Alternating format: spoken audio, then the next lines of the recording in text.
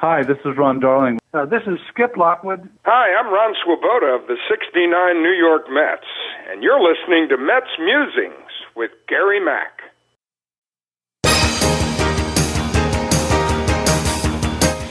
Now it's time for some New York Mets baseball talk. Here's Gary Mack bringing you the latest news and analysis from Mets Nation and the world of baseball on another edition of Mets Musings.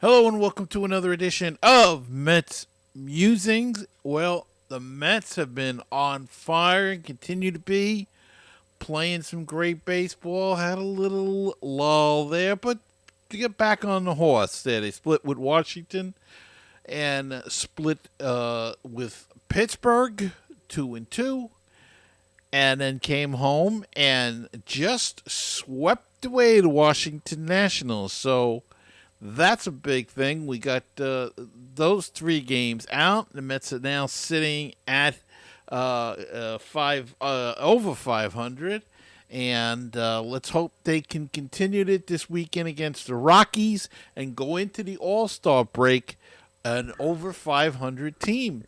And they're closing in on the wild card as well, both the third place wild card as well as the second. They're not that far behind.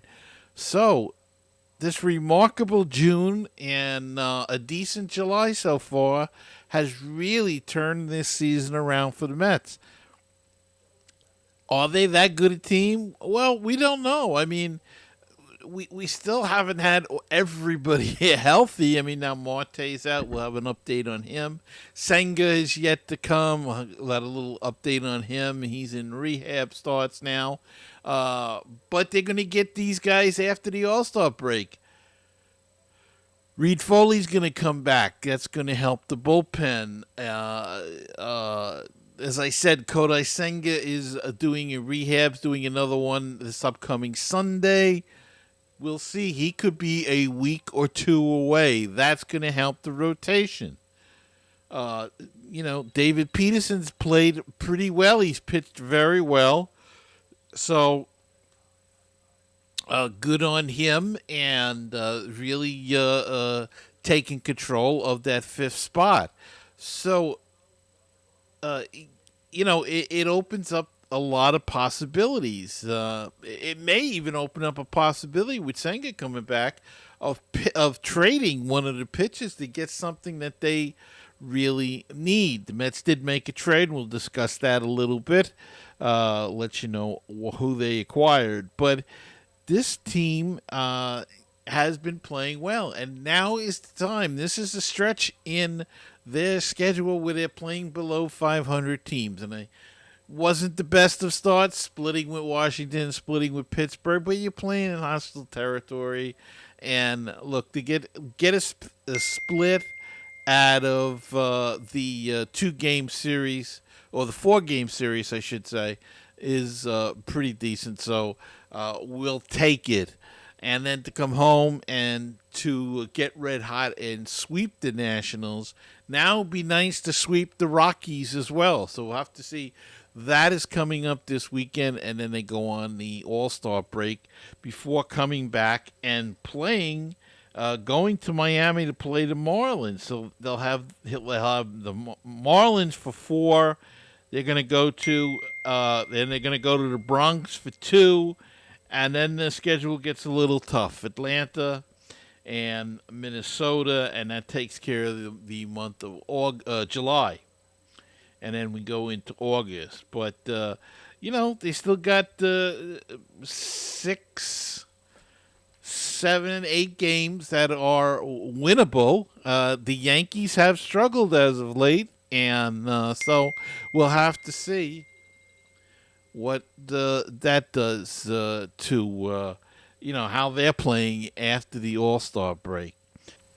The Mets have acquired right-hander Phil Maton From the Rays, per announcements from both clubs, the Rays will receive a player to be named later or cash considerations.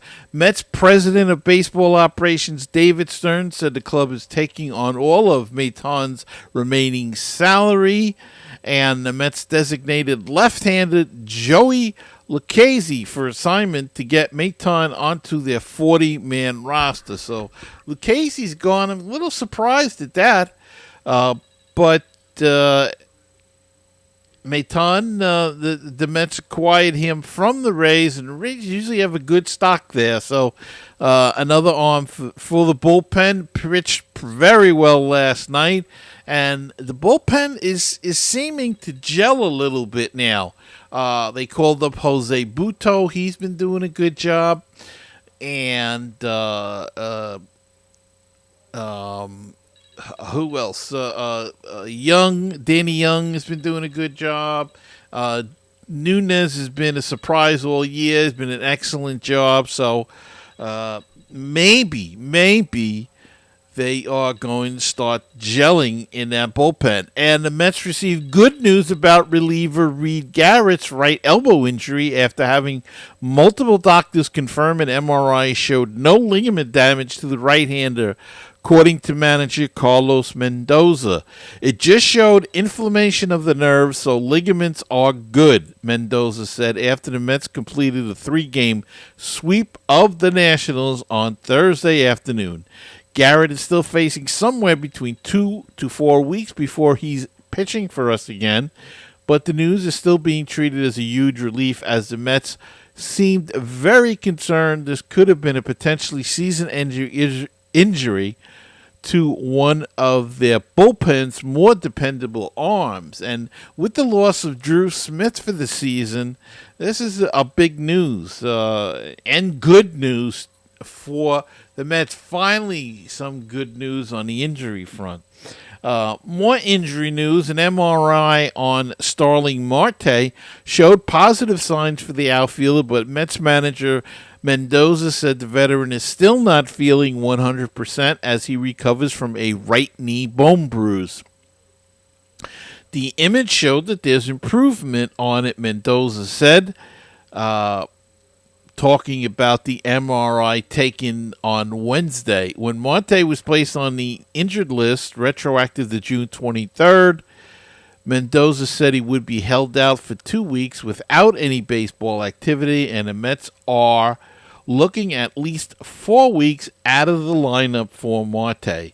He's improving, but he's still feeling it with some of the activities that he's doing day by day, but week by week. But once we get the pain out of there, he should ramp up to be up pretty quick after that and start doing baseball activities. Mendoza said that the 35-year-old has yet started to do any of those baseball activities, instead doing very low impact work in the weight room. So Marte's still a while away, but this could be in August and September. If they stay close enough, they could be getting a boatload of guys back and a boatload of people that can help them. Marte, Garrett, Reed Foley, Kodai Senga. So it's going to be interesting to watch coming down the stretch and see what happens to this team, to see how they hold it together. Look, so far, kudos to Carlos Mendoza. He's held his team together. He's held his bullpen together somehow, even with the suspension of Diaz and all the injuries to the guys in the bullpen. He's managed to hold it together and keep them on an even keel and get them to their 500-plus mark. So, he's done a very good job. It's not easy. The hardest thing for a manager, especially a rookie manager, is managing a bullpen. And he's, we've questioned some of his moves sometimes, but overall, it's been a decent job, and he's to be, applauded for that, as should David Stearns with the job he's done, calling guys up, bringing in guys, trading for a guy now, and mixing and matching like he does. I don't know how they keep track of it all. Who's got options? Who doesn't have options? I mean, guys are flying up and down like crazy. A lot of flyer miles are being earned there. But holy cow, I mean, it's tough to know who's in that bullpen half the time. But they've managed to do it, and it seems to have been settling a little bit more, and that can only work in the Mets way. So, all good things so far. Keep your fingers crossed. All right, the All-Star break is coming up, as we said, and a little controversy here. Pete Alonso was named as the only Met getting an All-Star nod. It almost feels like he was chosen because before he agreed to be in the home run derby, he was picked for the All-Star game. So, it's like they picked him for the All-Star game, and then he announced that he was going to be in the All-Star game. They picked him for the home run derby. Then he announced that he was going to... no, wait, it's just the opposite. They picked him for the All-Star game. Then he announced that he was going to go into the home run derby, and speculation is that they only picked him because they wanted him in the home run derby. And really, it's a shame because being skipped over was Francisco Lindor and Brandon Nimmo, who had having much bigger years, especially Nimmo. Nimmo is having a terrific season, as is Lindor. Take away the first month of the season, and they have been terrific. And Nimmo, to me, has been the MVP of this team. And they got dumped on. They got skipped over by the powers that be because they want the big name, the home run hitter, and they want him in the game. They wanted him in the derby because he's won it before. And probably the only way to get him was to name him to the game, name him to the team. So Pete Alonso's the only, all-star nod going. Hopefully, with injuries and guys declining to go, they will name Nimmo and Lindor, but they should have been on it anyway first. The problem is every team has to have a representative, so they'll take other guys on another team just to get somebody in there. All right, let's take a quick break and come back with the minor league report, which we call Down on the Farm, and that'll be right after this. Baseball and BBQ, your place for interesting baseball talk, opinions, and history. Baseball and BBQ, your place for barbecue recipes, tips, and interviews from the world of barbecue. If you like baseball and if you like barbecue, then tune in to Baseball and BBQ. Find us on iTunes, Stitcher, Google Play, and BaseballTalkRadio.com.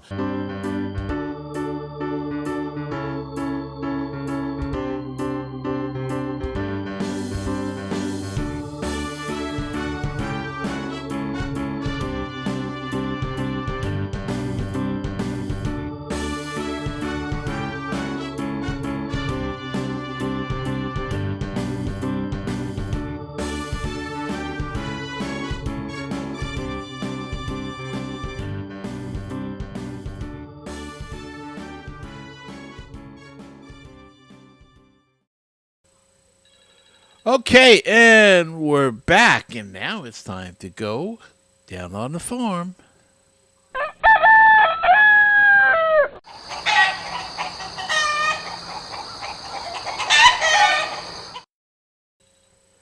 All right, and on the farm, first off, Brandon Sproat of Binghamton will be pitching in the Futures game, which is coming up this coming Saturday. That's where all the team has future stars. The minor league guys partake at the All-Star venue, so Brandon Sproat will be on the National League team. Mets first baseman, outfielder prospect Ryan Clifford is red hot, and he had quite a day on Wednesday. The 20-year-old launched 2 home runs, including a grand slam in Binghamton's 8-5 win over the New Hampshire Fisher Cats. Clifford finished 3 for 5 with 6 RBI on Wednesday. He has excelled since his promotion to Double-A. In 46 games since the promotion, Clifford's hitting .230 with 12 home runs and 33 RBI in just smashing just 1 home run in 31 games with Brooklyn. Brooklyn's a hard place to hit a home run, that stadium. Everybody knows that. That's why they move him up sometimes to see whether if they can do it on a different level. And here you go. He's slugging them like crazy. Outfielder Drew Gilbert, the number 3 Mets top 30 prospect, is back. He was the top prospect the Mets acquired from the Astros in the Justin Verlander trade last summer, and he returned to action finally on July 11th for the FCL Mets and went 0 for 2 with a walk during a 10-2 loss to the FCL Nationals. It was Gilbert's first game since April 6th when he strained his right hamstring in the second game of a doubleheader for Triple-A Syracuse, so he's coming back. The Mets promoted infielder Nick LaRusso, the 23-year-old, will get his first taste of Double-A with the Binghamton Rumble Ponies, with LaRusso's first base, third base capabilities joining Binghamton. First base, third base, J.T. Schwartz is getting promoted to Triple-A Syracuse. The Syracuse Mets roster has been limited in flexibility since losing Ben Gamel and Jose Iglesias to the big league squad and Trace Thompson getting released. So that's what happens with these teams. You know, guys go up and that's good. That's what you want. You want to see promotions. You want to keep feeding that major league club. Let's look at the minor league standings for the teams in the second half of the season. Syracuse is 9-6. They're 3 games back in 4th place in their division. Binghamton is 8-6, a game and a half back, and in 3rd place in their division. Brooklyn is not off to a good start in the second half. They're 6-12, 7 games back, and are in last place, as is St. Lucie, who is 7-11, and they are 4.5 games back in last place in their division. And that does it for Down on the Farm.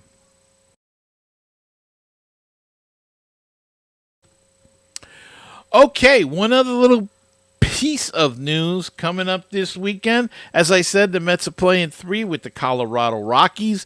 Sean Manaea goes against Tanner Gordon, who's 0-1 with a 7.11 ERA. Christian Scott goes on Saturday. He's 0-2 with a 4.15 ERA. He goes against Ryan Feltner, who is 1-8 with a 5.29 ERA.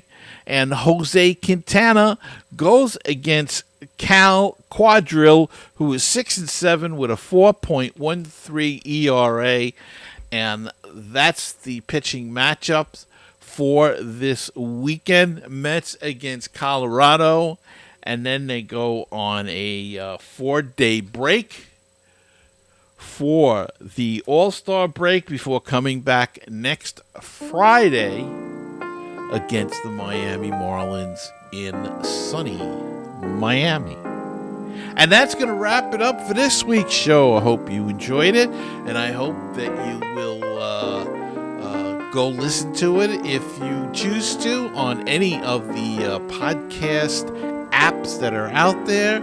If you're watching on YouTube, please hit the like and subscribe button. That way you'll always know when a new episode of Mets Musings has been released, and we're trying to get more consistent with it. I apologize for the mess behind me. That's part of the reason why we're not so consistent. but it'll get there. I'm working on a green screen thing, but there's other things going on, so we'll see what happens there. All right, so until the next time, remember to keep the faith, stay optimistic, and let's go Mets. I'm Gary Mack. I'll see you next time on another edition of Mets Musings.